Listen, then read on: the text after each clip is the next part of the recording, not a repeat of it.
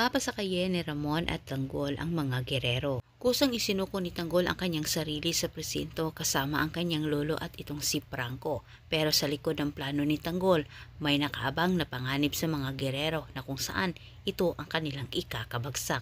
Samantala, napagtanto ni Tanggol na tama itong si Ramon na siya ang dapat tumakbo bilang mayor para siya ay magkaroon ng malakas na kapangyarihan. Ngunit sinabi ni Tanggol, magagawa lamang umano niya ito, pero kailangan umano niyang linisin ang kanyang pangalan.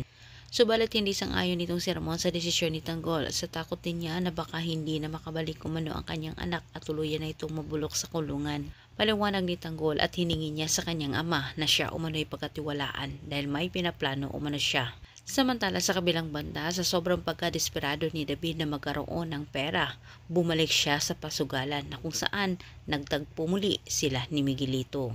Hindi nag-aksaya ng oras at panahon itong si Miguelito para singilin itong si David. Ngunit sa pangyayaring ito ang siyang maging dahilan para si David ay makulong. Ginawang palanggalang ni David ang pagkakapatid nila ni Tanggol para hindi siya tuluyan ni Miguelito.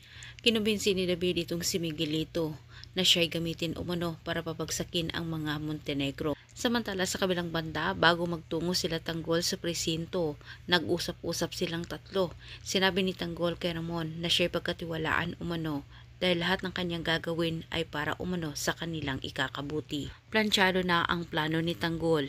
Sa sobrang pagkadesperado ni Miguelito na sa pagkaakala niya ang kanyang ginagawa ay magtatagumpay ito at ito ang ikakabagsak sa pangalan ni Tanggol. Sinakta ni Miguelito ang kanyang sarili at ipinaratang ito kay Tanggol. Ngunit bago pa man magsumbong itong si Miguelito sa mga parak, hindi niya batid na itong si Tanggol ay nasa presinto na para isuko ang sarili.